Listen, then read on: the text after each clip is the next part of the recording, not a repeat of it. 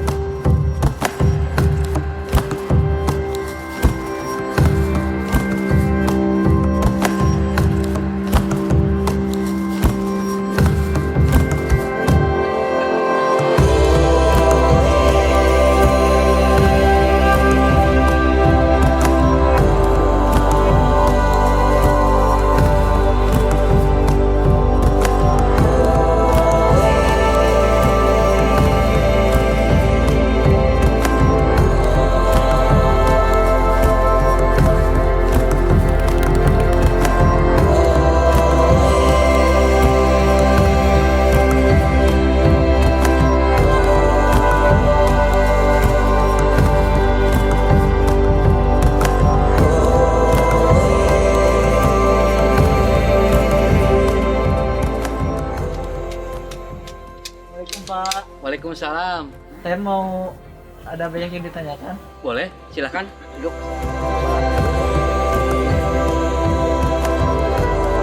Pak, kabarnya sehat? Alhamdulillah. Saya kan datang dari Garut, dari kota Garut. Saya tadi melihat rumah-rumahnya ini mirip-mirip Pak. Bisa tolong diceritakan?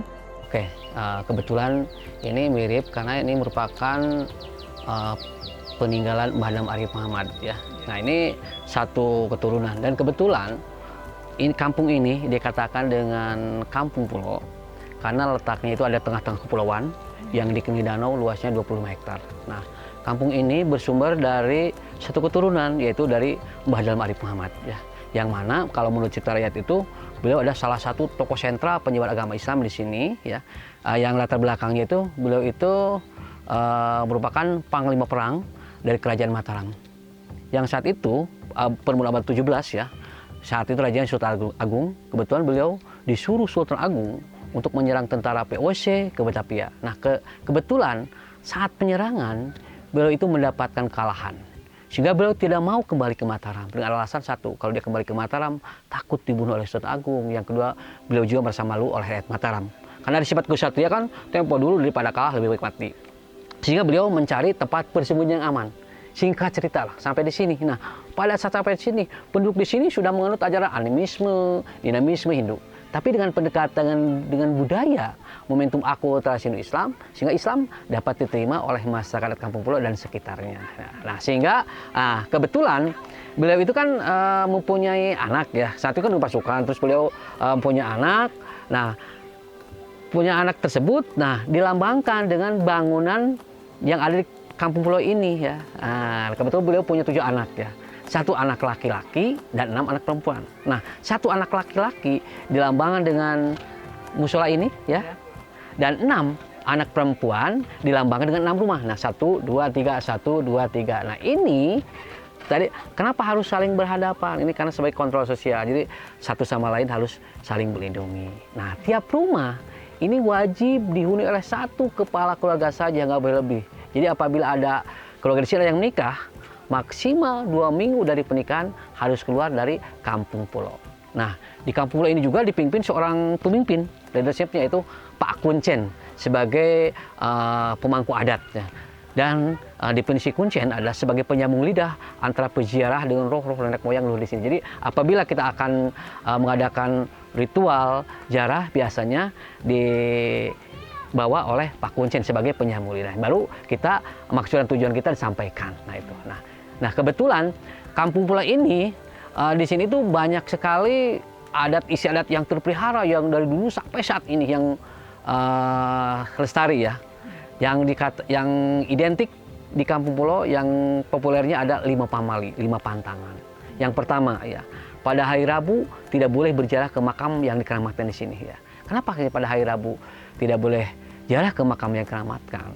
Karena pada hari Rabu itu tempo dulu Arif Muhammad menyebarkan agama Islam di Kampung Pulau ini, karena saat itu pada abad 17 kan di sini mereka sudah beragama Hindu, datang Arif Muhammad. Baru diislamkan oleh Arif Muhammad, tadi momentumnya pada hari Rabu. Nah setelah Islam masuk, kebetulan kan saat itu orang umat Hindu menyembah Arca Siwa Kecandi Cangkuang dan Arif Muhammad diislamkan. Nah setelah Arif Muhammad meninggal, yang kemudian sebagai libur untuk Kuncen menjarahkan sehingga Rabu tidak boleh berziarah ke makam yang dikeramatkan. Nah terus yang kedua, di Kampung Pulau ini selamanya membuat rumah harus memanjang. Terus juga tidak boleh memukul gong besar dari perunggu. Alasannya, karena gini, ketika Arif Muhammad kan punya anak laki-laki satu-satunya. Nah, mau disunat, sebelum disunat, anak Arif Muhammad itu diarak, ditandu menggunakan jam panah atau rumah-rumah yang beratap curek. Nah, sedang diarak, diiringi gamelan, tiba-tiba datang malapetaka dengan datangnya angin topan yang sangat besar, sehingga menimpa anak Arif Muhammad itu. Jatuh, meninggal seketika. Nah, dari situ timbullah pamali atau pacaduan kata orang Sunda. Jadi sampai saat ini tidak boleh memukul gong dengan terus juga membuat rumah berbentuk prisma kata orang Sunda makujure. Nah, jadi selama ini harus memanjang jolopong seperti itu. Makanya sini lihat di sini ada memanjang jolopong ya. Terus juga yang lainnya yang original atapnya dengan julang ngapak. Nah, yang berikutnya di Kampung Pulau ini tidak boleh menambah dan mengurang jumlah bangunan pokok. Karena tadi bangunan-bangunan pokok di sini mensimboliskan dari keturunan Mbah Dalem Arif Muhammad. Yang 7 ini ya Pak? Iya. Nah, jadi bagaimana kalau ditambah? Berarti kalau ditambah akan mengurangi nilai. Nah, jadi harus tetap. Apalagi sekarang ini sudah jelas hukum adat seperti itu. Terus juga ada undang-undang tentang perlindungan tentang cagar budaya nomor 11 tahun 2010 ya. Nah itu. Nah, yang terakhir di Kampung Pulau ini tidak boleh beternak hewan besar berkaki 4 seperti kambing, kerbau. Di sini tidak boleh dipelihara. Untuk ilmu kurban, menyembelih, memakan itu boleh, tapi berternak tidak boleh. Konsepnya adalah untuk melestarikan ekosistem di sini. Nah, terus di Kampung Pulau ini juga banyak sebetulnya budaya-budaya yang dilestarikan sampai saat ini ya. Kalau dulu banyak sekali pantangan-pantangan ya di sini contohnya, tapi udah karena ini tempat ini sudah dijadikan objek wisata sehingga nilai itu agak bergeser. Contohnya kalau dulu ke sini kan ini tempat yang sangat disakralkan ya, jadi kalau masuk dari sebelah barat itu kita harus jalan, tidak boleh lenggang ya. Jika orang Sunda mah kepat itu menang. Nah, jadi harus bener-bener ajih, kita ada tata keramanya. Terus tidak boleh ngomong sembarangan, tidak boleh menudah sembarangan, terus juga tidak boleh kata orang Sunda cawoka, terus juga tidak boleh bersiul. Itu pantangan-pantangan masuk ke sini ya, tempo dulu. Tapi sekarang setelah dibuka objek wisata, hal itu udah mulai ditinggalkan, kecuali ada juga yang masih mereka melaksanakan seperti itu ya. Nah kebetulan kalau mereka yang mau berziarah kan masih menggunakan tata krama, kata orang Sunda tetekon, seperti itu ya masih laksanakan juga. Nah terus juga di sini juga yang menarik tadi, di kampung pulau ini tadi tersimpan yaitu dua kultur, yaitu Hindu dan Islam ya. Tadi kalau kult peninggalan dari Islamnya yaitu dengan adanya kampung pulaunya, sedangkan kalau Hindunya yang merupakan peninggalan abad ke-8 itu dengan adanya Candi Cangkuang. Nah sekarang dengan adanya Candi Cangkuang dengan kampung pulau ini jadi harmoni. Kenapa demikian? Karena makam Mbah Dalam Arif Muhammad yang kebetulan meninggal permulaan abad 17, beliau dimakamkan di sebelah timur kampung pulau ya. Nah sebelah timur itu kebetulan berdekatan dengan Candi Cangkuang. Nah setelah sekarang ini dibuka menjadi objek pariwisata yang tadinya Candi Cangkuang setelah direnovasi ya. Nah, jadi sekarang itu apabila ada yang datang ke sini misalkan mereka satu rombongan berbeda agama, misalnya yang sebagian mereka beragama Hindu, yang sebagian beragama Islam. Ini mereka bisa bersama-sama melakukan ritual tapi beda tujuannya. Yang Apa Hindu yang membedakan misalnya? Nah, yang membedakannya begini, kan mereka yang beragama Hindu otomatis mereka berziarah ke Candi Cangkuang. Sedangkan agama Islam mereka berziarah ke makam Mbah Dalam Arif Muhammad. Nah, itu bisa bersama-sama melakukannya. Nah, ini berarti harmoni. Nah, di sini terjadi toleransi yang sangat tinggi. Dan bagaimana untuk masyarakat kampung pulau? Nah, masyarakat kampung pulau di sini pun mereka toleran, udah seperti biasa. Kegiatan-kegiatan seperti itu udah rutin di sini. Nah, inilah yang perlu kita pertahankan. Berbineka Tunggal Ika, mereka di sini harus saling menjaga, menghormati satu sama lain. Nah ini bisa ditunjukkan di sini dari abad 17 sampai saat ini di sini harmoni. Dan masyarakat kampung pulau juga banyak kegiatan-kegiatan keagamaan yang notabene masih budaya-budaya leluhur dilaksanakan sampai saat ini. Kenapa? Karena mereka tahu maksud dan tujuan dari acara-acara ritual yang mereka lakukan dan mereka tahu. Nah, nanti di sini ada kegiatan-kegiatan pada bulan-bulan tertentu ya, bulan Maulid, nyebut bulan Maulid, Ngariung Mulut, 14 Mulut, membedakan benda pusaka dan lain-lain. Nah, seperti itu. Ini rutin dilaksanakan oleh masyarakat adat kampung pulau. Nah, terus juga apabila kebetulan kampung pulau ini kan tadi tengah-tengah kepulauan. Nah, kebetulan makam Mbah Dalam Arif Muhammad itu letaknya ada di tengah-tengah. Jadi titik sentra ini dikelilingi oleh makam-makam pengikut Mbah Dalam Arif Muhammad. Seperti sebelah utara ya, itu ada makam Prabu Santosa ya. Sebelah timur ada Eyang Jaya Sakti. Sebelah selatan ada makam Wirabaya, Wirajaya, dan sebelah barat ada Sunan Pengadegan. Nah, ini bentuk makamnya unik sekali. Ini terpengaruh dengan Hindu permulaan, yaitu makamnya itu di atas bukit, bentuknya berundak-undak gitu. Nah, jadi seperti itu, jadi kemudian berundak. Jadi itu ada makam-makam pengikut Mbah Dalam Arif Muhammad. Nah, di situ juga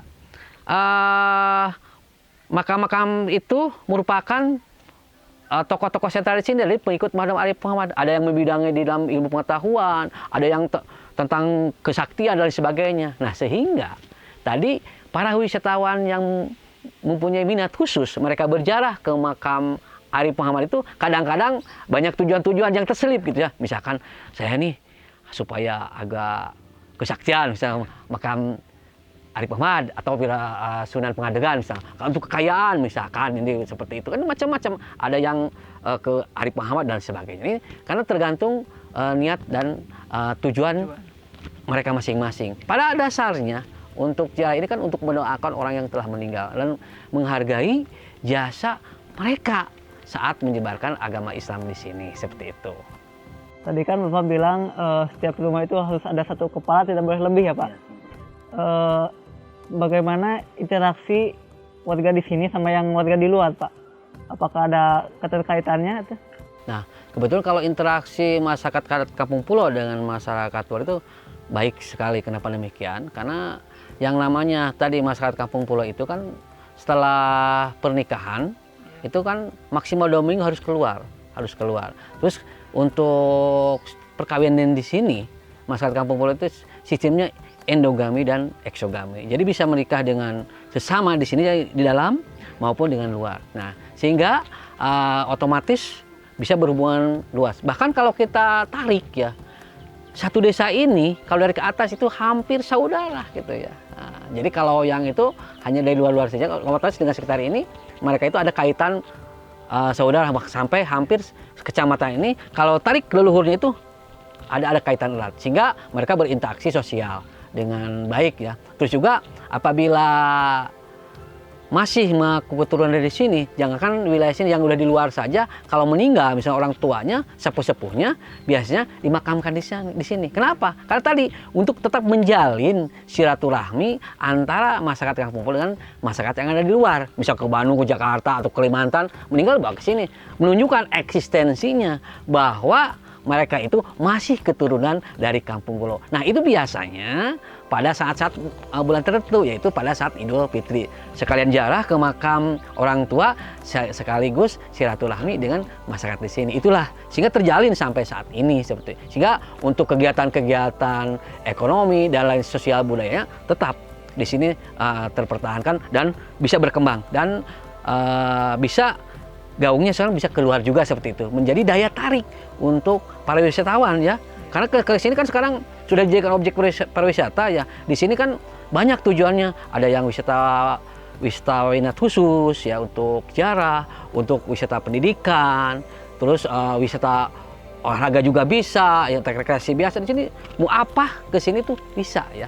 Apalagi kan ini tadi notabene kampungnya itu ada di tengah kepulauan. Kalau tempo dulu, kalau sekarang udah berkurang. Tapi kedepannya ini kami udah lihat sekarang itu akan lebih dikembangkan lagi. Karena sekarang ada pembangunan lagi yang sifatnya kalau untuk Kampung Pulo dan Candi Cangkuang ini kan temanya kekunoan. Nah, tapi di luarnya di zona penyangga itu ada tema kekinian. Kan sekarang untuk selfie gitu dan sebagainya. Itu saya sebagai sarana penunjang untuk menarik.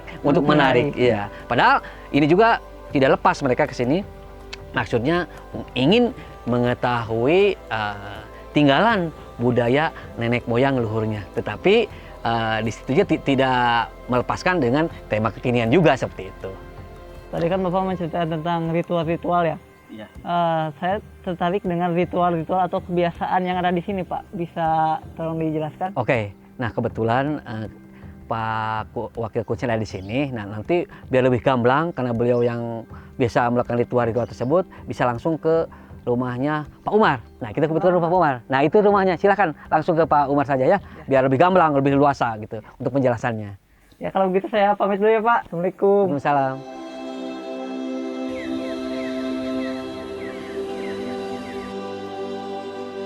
Assalamualaikum, Pak. Waalaikumsalam. Kumade aya nu tiasa dibantos? Iya, Pak. Aya nu bade diobrolkeun tadi. Mangga silakan. Balik deh. Ya.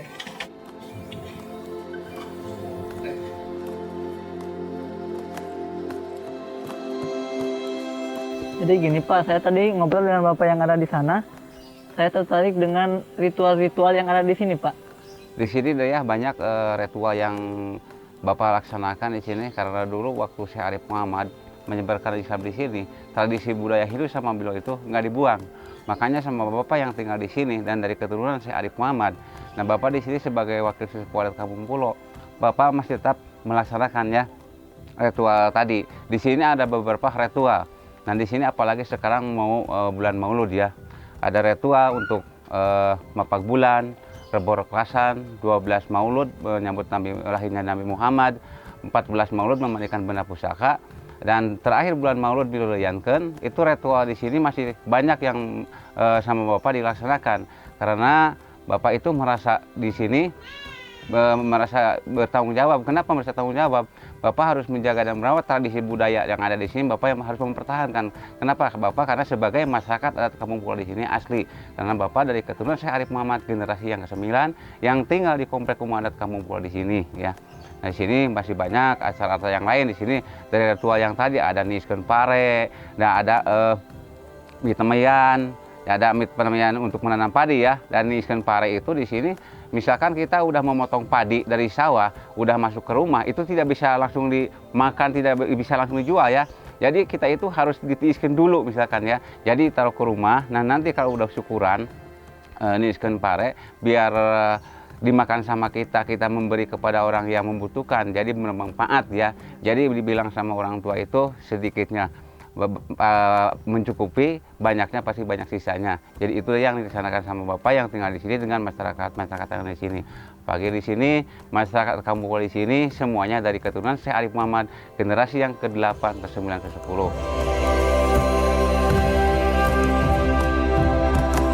Nah, sekarang udah nggak penasaran lagi ya, udah ketemu dengan Pak Umar ya. Nah, harapan kami, jadi generasi muda itu harus lebih mencintai lagi peninggalan sejarah budaya kita, karena tidak ada masa lalu, tidak akan ada kita. Mudah-mudahan warisan yang sekarang ini bisa diwariskan kepada generasi yang akan datang dengan lebih baik lagi. Dan ini tugas adik sebagai generasi muda untuk melestarikan dan merawatnya. Seperti itu ya, ini amanat dari kami. Ya Pak, alhamdulillah saya banyak dapat informasi dari Bapak dan Bapak. Hatur nuhun. Sami-sami. Kalau begitu saya pamit karena waktu udah sore Pak. Ya, ya. Assalamualaikum. Ya, selamat jalan hati ya.